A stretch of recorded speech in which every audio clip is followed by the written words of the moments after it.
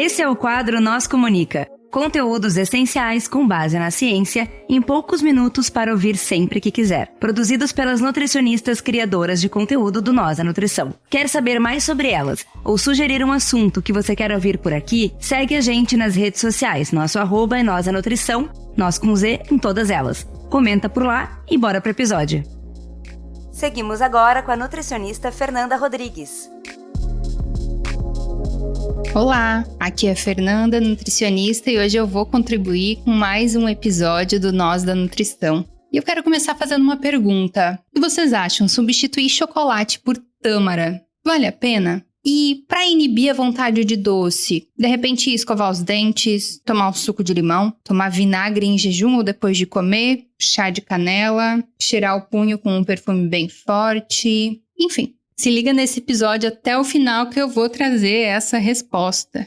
Eu quero trazer esse assunto por aqui, já que ele aparece muito no consultório. E eu percebo que existem 2 incômodos, pelo menos, quando o assunto é vontade de doce. Primeiro é sentir vontade, comer e entender que exagerou. E o segundo é ficar incomodada com a vontade em si. Pode ser que coma muito, que coma pouco, ou até que nem coma. Mas se tem o desejo de nem sentir essa vontade, de essa vontade trazer desconforto. E para nos ajudar a visualizar um exemplo disso, eu vou usar a história de uma pessoa que eu atendo. É uma mulher que nos exames de sangue já poderia ser considerada diabética ali pelas referências. No entanto, ela tem um desejo muito grande de reverter isso de um modo sem usar medicamento. Porque ela nunca teve um exame alterado como esse, não gosta de ficar tomando medicamento e ela fala, eu passei por um ano difícil, eu passei por momentos difíceis e eu acredito que pode ter essa relação. E aí, por isso, ela também tem uma crença, uma expectativa de que ela não deveria comer nada de açúcares e quase nada de carboidratos. Tanto que ela me procurou com uma intenção de traçar uma meta de, dentro de 3 meses, reduzir e até zerar o consumo de açúcar. Só que antes de buscar o acompanhamento nutricional, ela tentou por alguns meses retirar todo o açúcar.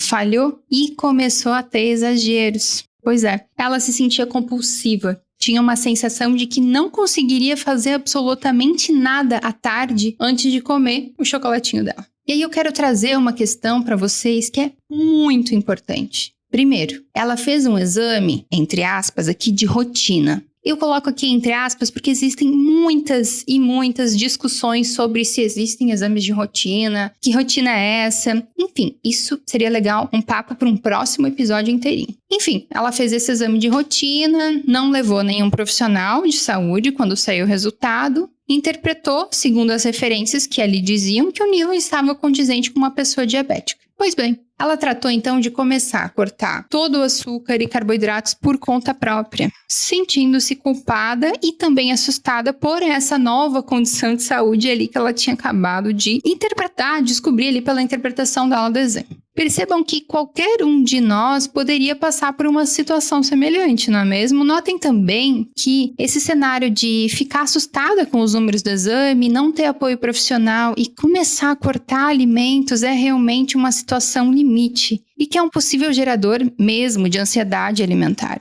Como foi no caso dela, que iniciou esse comer transtornado com o doce, buscando recompensas alimentares ao longo da tarde e depois se sentindo super culpada. Em casos assim, nós percebemos que um problema que poderia ter sido evitado foi gerado sem precisar. Por isso, o tratamento para essa situação foi iniciar um cuidado para minimizar essa ansiedade alimentar, que a deixava com essa sensação que, segundo ela sentia fora do controle, para depois, então, começar a fazer modificações alimentares que pudessem promover uma melhoria na qualidade de vida e também nessas taxas de açúcar no sangue. E aí, spoiler do caso. Eu tô gravando esse episódio aqui no mês de agosto e lá em janeiro desse ano nós iniciamos o acompanhamento e ela tinha o desejo de, até maio desse ano, cortar todo o açúcar. No mês de abril, ela trouxe que não tinha mais essa intenção. que ela não precisaria de toda essa radicalidade, já que ela não sentia mais que estava fora do controle. E todo o consumo de doce era contextualizado, era organizado para não ficar com culpa depois. Era de uma maneira que ela se sentia segura, que ela se sentia confiante, que era cuidadosa. Assim, agora 7 meses depois do início desse tratamento, ela está se encaminhando para alta. Refizemos os exames e voltaram às taxas consideradas normais. Por isso, como esse podcast é ouvido tanto por nutricionista quanto por pessoas que se interessam nesse tema, eu trouxe esse caso. Porque às vezes a pessoa está ali vivendo a sua vida, tem suas vontades de doce, que podem ser cotidianas, ou então muito esporádicas, mas não é nada que atrapalhe a sua vida. Mas vão existir situações que podem surgir como questões emocionais, delicadas, ou até mesmo um medo em relação à saúde ou tratamento, que pode desencadear um desejo aumentado e realmente incômodo, no qual as pessoas relatam se sentir refém.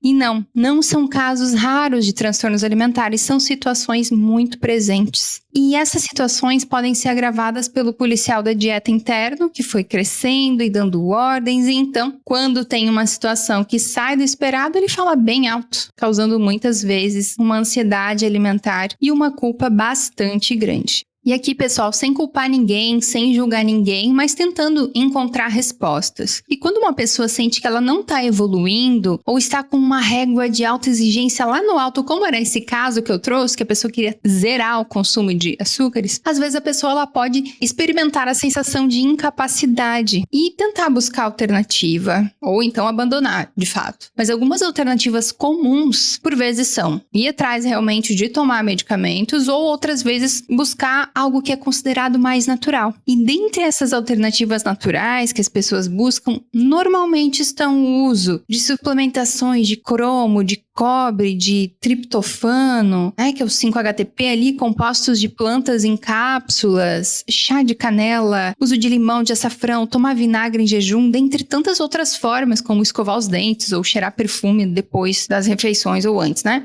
O que nem sempre é recomendado, já que é importante, né, quando a gente fala dessa questão de escovação, tem a questão ali do pH da boca, né, de voltar a saliva para o lugar depois que a produção de saliva voltar depois que o alimento saiu, para regular esse pH e preservar o dente, né? E isso de ficar cheirando perfume antes, durante, depois da refeição é realmente muito complicado. Aí quando isso acontece, a gente começa a pensar aí, né? Se não é um transtorno alimentar aí que tá acontecendo também. Porque é algo mais, assim, realmente bastante complicado. Mas algo importante de destacar é que os estudos sobre esses suplementos e alimentos específicos para reduzir a vontade de doces praticamente não existem, com essa justificativa da vontade de doce.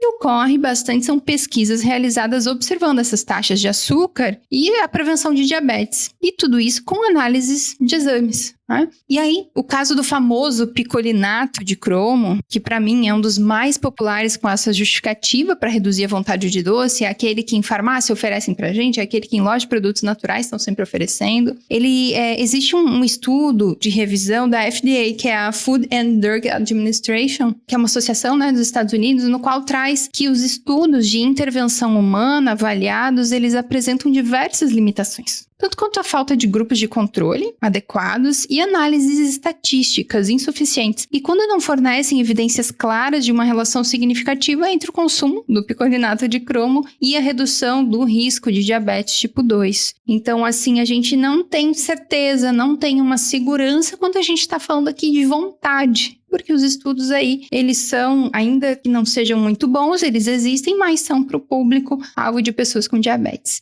E sobre o triptofano, também bastante famoso, até então encontrei estudos preliminares, são interessantes, mas com uma população muito pequena, ou seja, não há como a gente ter segurança na recomendação dessa suplementação em termos de tempo, de dosagem, de possíveis efeitos colaterais. A saída segura sempre vai ser organizar a alimentação para conter fontes alimentares desses nutrientes. Agora, eu achei bem importante trazer outro que realmente é bastante popular, tanto em formas de cápsulas como spray, é o fitoterápico Ginema silvestre. Eu encontrei um estudo já um pouquinho melhor desenhado do que esses outros que eu citei aqui brevemente. Ele foi conduzido com 58 pacientes com diabetes tipo 2 por 3 meses. e resultou na redução dos níveis de glicemia em jejum e nas taxas ali de açúcar depois de comer. Esse estudo observou dosagens e também houve grupo de controle, que é importante, porém é o limite desse tempo. 90 dias e o estudo se encerrou, a gente não sabe como essas pessoas estão depois, que tipo de vieses podem ter ocorrido, como acontece em qualquer estudo, e lógico, mas um estudo realizado com pessoas diabéticas aqui de novo, e não para verificar especificamente esse ponto tão subjetivo, que é o desejo de doces. E como que ficam essas pessoas quando esse fitoterápico é retirado? E se não é para retirar, a gente tem que usar por quanto tempo de um modo seguro? Percebam, a gente não tem um estudo aqui de pessoas que utilizaram por 1 ano, por 2 anos, efeitos colaterais, como que foi isso depois ao retirar, se esse desejo voltou, e por aí vai. No caso da cúrcuma, é muito utilizada aí para temperos, enfim, tem pessoas que fazem aqueles shots para imunidade, ficou muito popular aí na pandemia. Tem realmente estudos muito legais relacionados à ação anti-inflamatória, mas a grande maioria são em ratos e não em humanos que têm vontade de doces. Então, ok, há quem utiliza essa estratégia, no entanto, a gente não pode dizer que vai ajudar para esse caso.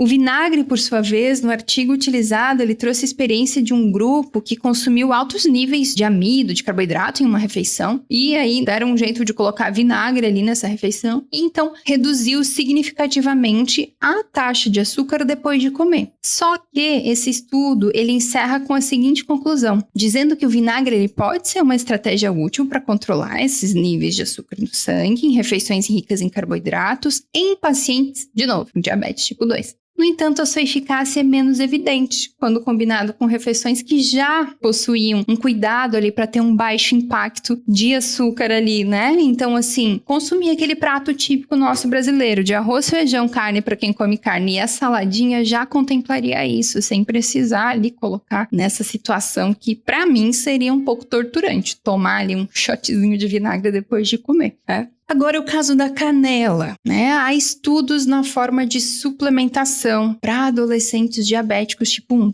E é um estudo que falou que não tem efeito. Agora, sobre o chá de canela, tomar um chazinho, ou colocar uma canela em pó em cima de um alimento até pode ajudar. Mas eu acho um risco enorme depender de um pozinho de canela que muitas vezes é todo misturado com outros ingredientes, ou então recomendar um chá que em algumas pessoas podem ter uma sensação de desconforto, uma alteração na pressão arterial. Então, assim, às vezes é um risco a pessoa apostar suas fichas nisso, pode ser um risco mesmo, porque talvez não pode funcionar, ela vai continuar ali, tendo seus picos de açúcar no sangue. Então, eu diria que precisa ter um cuidado aqui nesse ponto, precisa ter um acompanhamento profissional de perto para intervenções como essa. Eu não estou aqui dizendo que elas são inválidas, que a gente deve não olhar para elas, mas precisamos ter um cuidado. A gente não aposta todas as nossas fichas, na nutrição em uma rota só. A gente precisa testar várias coisas, mudar vários elementos aí na rotina alimentar,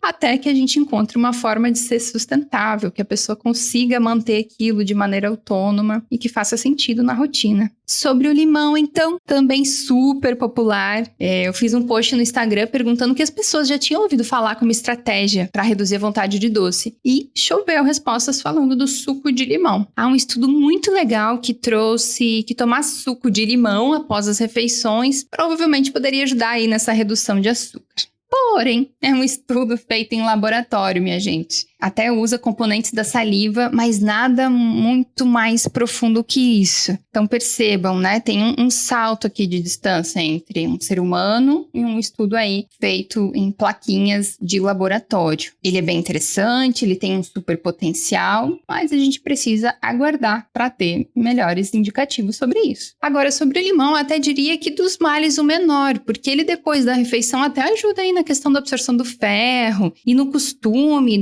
de comer uma fruta depois, na variação de sabores, é um estímulo ali ao azedo, É interessante a gente gostar, a gente ter tranquilidade para variar sabores, mas agora vai lá uma pessoa que não suporta limão ou tem alguma condição de esôfago, na boca, no estômago, enfim, ficar tomando limão seria um desconforto, até um risco, Então também não vejo como uma possibilidade de ajuda verdadeira. a uma pessoa que na hora que sente vontade de doce, ir lá tomar um limão, chupar um limão, fazer um suco. Mas enfim, eu aguardo notícias se funcionar aí com alguém, se alguém descobrir algum estudo melhor que esse, feito com humanos, relacionados à vontade, né? A diminuição da vontade de doce. Eu aguardo notícias de vocês. Agora, a vontade de doce é algo realmente difícil de quantificar.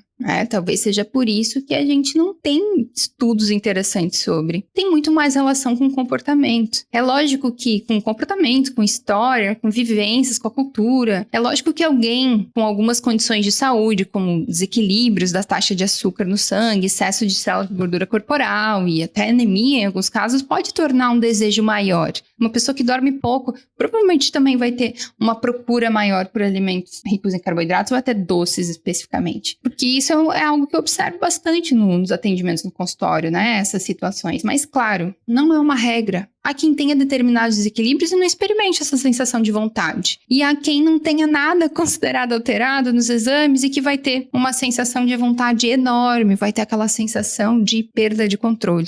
Sem contar que existe um ponto bem importante que são as expectativas, ou seja, a pessoa tem como parâmetro para considerar que é uma vontade grande para ela. Então é fundamental se questionar a partir de qual regra que a pessoa está se guiando. Se a régua dessa exigência, que considera zero açúcar o correto, a chance de deslize é gigante. A pessoa vai virar sua própria máquina geradora de frustração. Então, pessoas, questionem-se. O que eu considero correto? Seria comer 2 quadradinhos todos os dias, só comer no fim de semana, só comer doce, zero açúcar, tolerância zero durante a semana e fim de semana tudo liberado. E se perguntar também, de onde vem essa régua? Essa regra é minha? É de alguém? Faz sentido pra mim agora? De onde ela veio, né? Porque de repente é algo que eu ouvi, que nem era meu, ficou aqui introjetado. Eu falei lá do policial disciplinador, né? Do policial de dieta que a gente tem na cabeça. De repente tá ali, a gente não questiona. Então, assim, botar a luz nessas nossas crenças vai ser importante para encontrar respostas e também soluções. E aí, sobre a pergunta lá da Tâmara, vale a pena entrar no lugar de chocolate? Pois é, depende, né, gente? Se a vontade de doce não tem muito critério, porque a tâmara e não uma outra fruta talvez mais adocicada ali, é mais barato, né, mais interessante. Agora, ficar enganando a vontade por horas ou dias ali comendo tâmara, pode ser que o real motivo dos gatilhos por doces, que não foram tratados, tanto questões físicas, ali, biológicas como emocionais, esse comportamento talvez não mude. Então, com todas essas informações que eu trouxe, eu quero deixar aqui 2 recados. Primeiro, é importante pensar bem antes de comprar alguns suplementos ou chás. Eu sei que são naturais e muitas pessoas acreditam que não tem problema, mas às vezes tem algum efeito colateral, pode prejudicar a absorção de uma vitamina, de um mineral. E no melhor dos casos, pode só tampar o sol com a peneira ou ser dinheiro jogado fora.